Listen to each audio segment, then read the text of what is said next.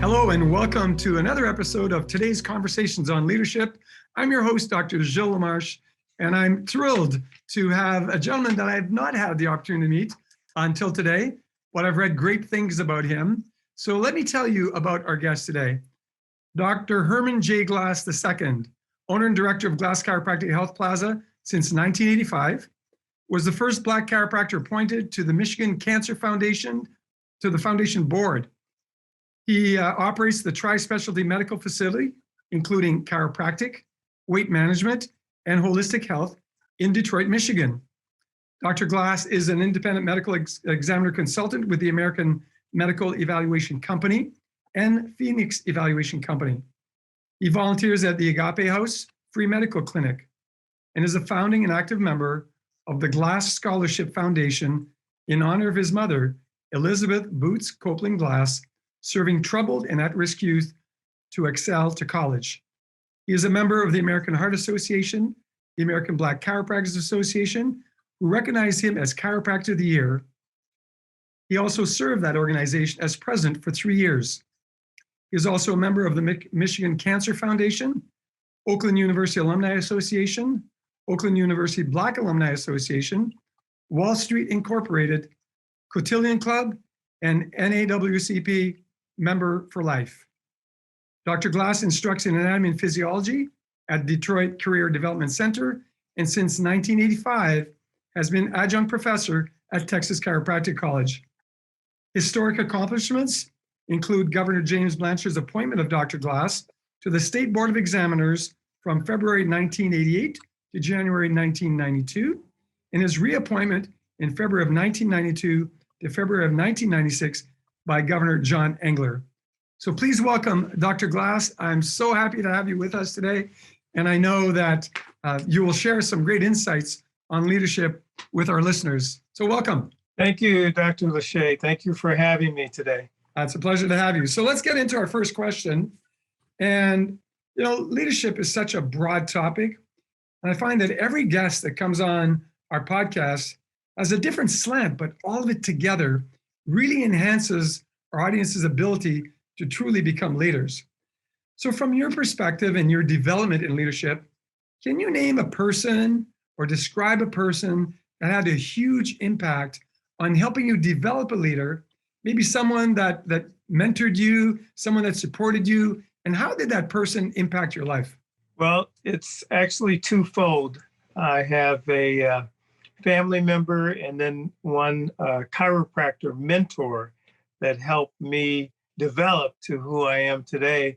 First of all, my father, who was one of the first Black hospital administrators in Michigan and was the first commissioner of Detroit hospitals as far as African-American commissioner of Detroit hospitals back in the 70s.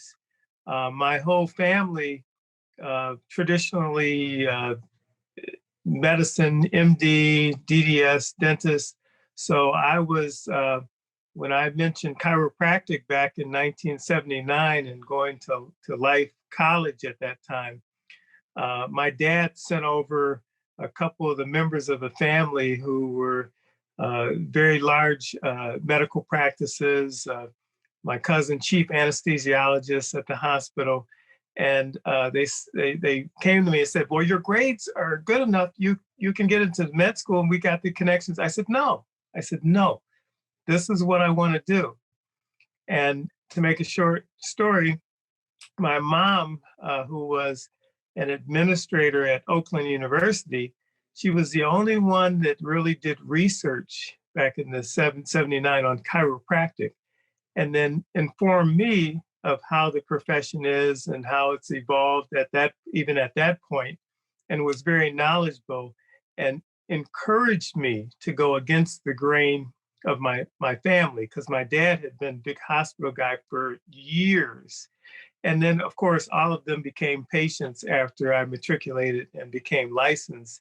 The other person who really guided me, especially being the first African-American on the Board of Examiners for the state of Michigan, Dr. James Gregg, big practice in Michigan and part of Life Force, or the Life Board of Directors, and helped the Life School be what it is today. He really helped develop me in the first, number one, hospital program back in the 80s and 90s in Michigan. We were in the hospital and providing chiropractic care in the hospital, and Dr. Greg led that particular program, and then helped me develop into who I am today. Dr. Greg's an amazing human being, and I did not know that he had been your initial chiropractic mentor. And I know that Jimmy, as we lovingly call him, has been a servant to humanity for decades and decades. So great to hear that he was your servant. And I will make sure to text him after our call and let him know that you mentioned him during our podcast. So thank you for doing that. In your organization, obviously you've grown this to be quite a sizable organization. How do you encourage creative thinking amongst your team? And like you said, you've gone somewhat against the grain in developing your own career. And then maybe initially when you got into chiropractic, you almost went against the grain in chiropractic by starting to be involved in delivering care in a hospital. Wait, you know how great that is. So how do you develop and encourage creative thinking? Well, my frame of mind had always been in the hospital because of my dad being a administrator in the big hospitals in the Michigan, Detroit area. So my mentality was to trigger into the networking of the hospital system. And Dr. Greg, of course, was a leader in the hospital program.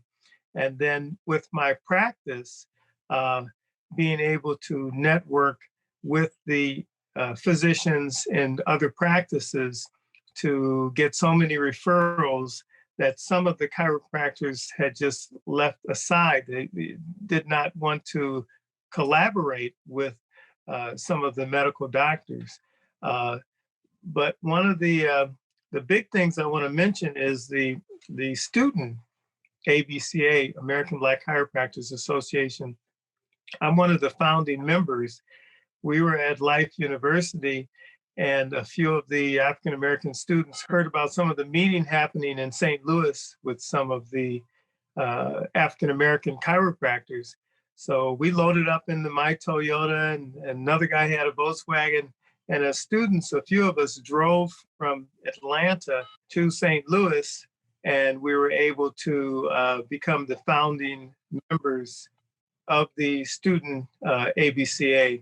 And it was very moving to meet the doctors who were instrumental in forming the ABCA. Dr. Bobby Westbrooks, of course, the founder, and then some of the students from Life, Palmer, Logan, the colleges came together, and we were able, even Western States, one guy came all the way from Portland and I still keep in touch with that guy.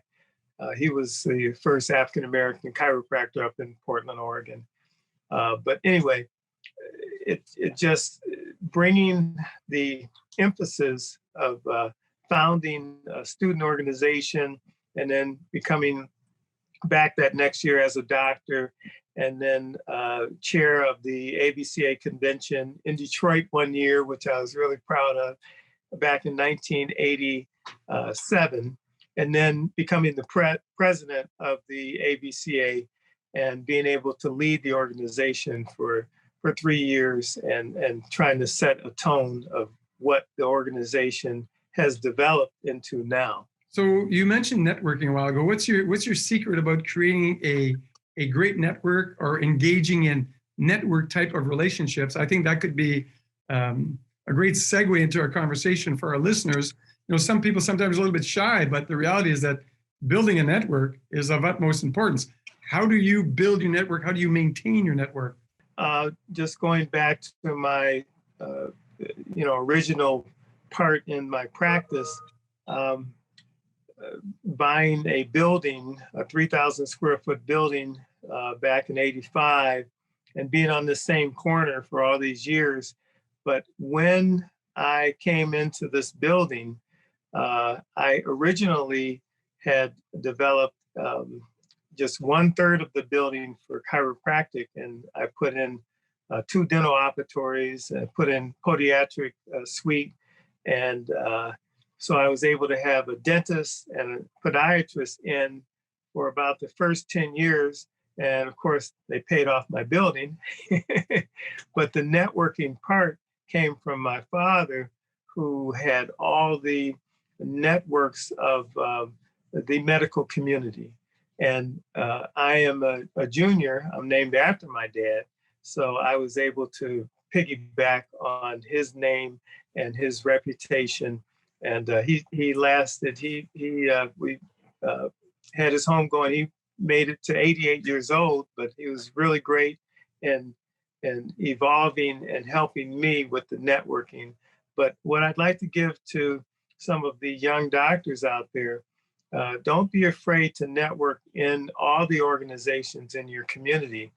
I'm part of the Detroit Medical Society, and there's only 2 chiropractors that actually come to the meeting, but you cannot be intimidated by other organizations that you may not think that you belong to, but you do. That is a great piece of advice. I remember probably my 5th year of practice, one of my good buddies who was a physician said, hey, there's a special dinner and this drug rep is coming to present this orthopedic related drug. You want to come? Just come and have a steak and lobster dinner with me and let's see what happens. And so I was like, oh, wow. I was new in that town. I'd practiced in a different town for 5 years. I was new in that town, probably 6 months in. And so I went to this event and it was interesting because I listened to the presentation. I thought it was a great presentation. And then at the end, they actually gave a test. And the winner of the test was getting, I think it was a $100 gift certificate to the dining room of this hotel. And the test was based on how to approach an orthopedic case.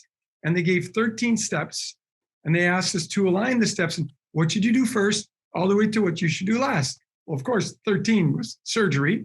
But for me, 14 was medication. And I was doing everything else. And so at the end, the rep said, well, he said, we've just reviewed, and there was about 40 doctors in the room. He said, we just reviewed the tests, and there's actually only one of you that got all the right answers. And he said, so Dr. LaMarche, who's Dr. LaMarche in the audience? And I was the only chiropractor there. So I get what you're talking about. And I was so proud. I was so proud. It was a fun night that I still remember now, 37 years ago. Yes. Very so monumental. Fun. And you made an impact on those doctors, and maybe a few of them became patients, or they referred patients, not because they knew anything about chiropractic, but they met you. Yeah, I had conversations with a dozen or more of them after, because that they realized that I was a chiropractor and like, what was I doing there? But I had great conversations. I would tell you that I think 4 of them became patients. Probably another 3 or 4 referred patients to me for like 20 years worth. One of them probably referred 300 or more new patients to my office from that one incident that I had right there. So networking is a key, and I'm so glad you brought it up. And I want you to know you're the first leader that's talked about networking on the podcast, 20 plus episodes. So that is a golden nugget right there, Dr. Glass. Awesome. So let's move into the great ideas. Where do the great ideas come from in your organization? Do they come just from you, or do they come from everybody? And how do you encourage that? I think being a leader, number one, you have to have courage to step out of the box, because you have to get your board. And when I was president of the American Black Chiropractors Association, I was the first doctor to take the whole convention, what they call offshore. That means that instead of being in the continental United States, we did our first offshore convention in Jamaica. And going back and forth to Jamaica with the planning, I piggybacked into the Jamaican Chiropractic Association. And they were honored to just have us there. And they were so excited.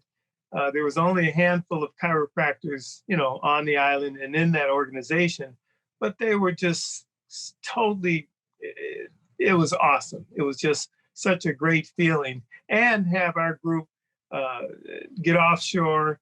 And of course, some of us brought our staff. I flew my staff in as a reward for doing so well, in, you know, 5-star resort, all inclusive. And it was an awesome thing. And it was just courage, because some of the older doctors, I was the young, you know, new president, and some of the older doctors were like, oh no, we're not traveling, we're not.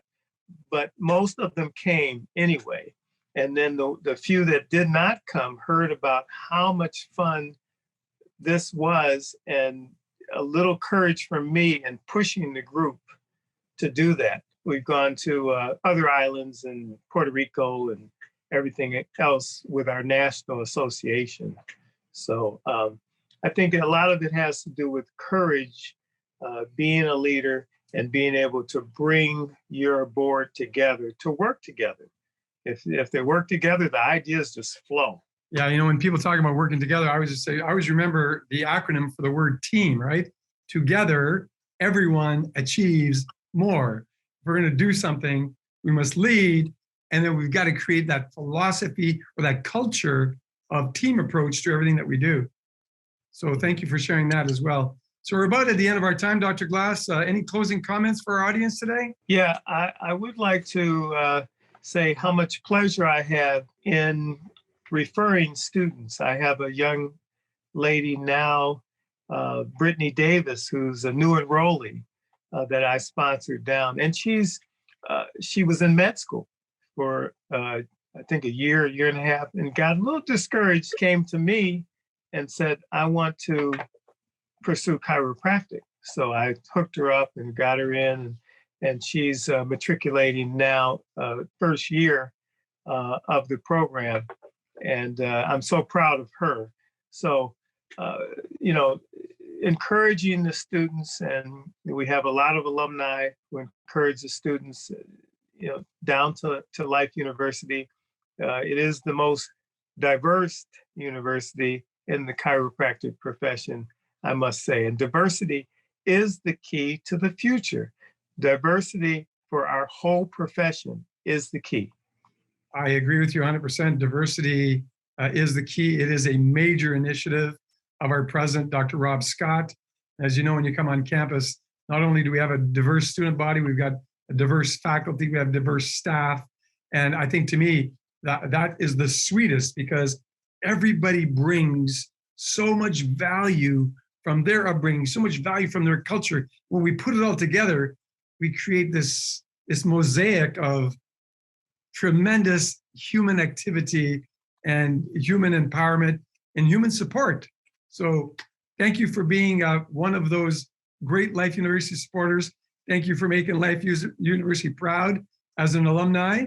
As I said early on, we had not had the pleasure of meeting, but I did some research on you. Well, honestly, I had my staff do some research on you, and then they shared it with me. So I got to read the research on you. And I was like, I am so looking forward to spending this time with you. And I look forward to meeting you in person, maybe on campus, or maybe my next time that I visit your wonderful city of Detroit. So thank you for joining me, Dr. Glass. Thank you. It's been a real pleasure, sir.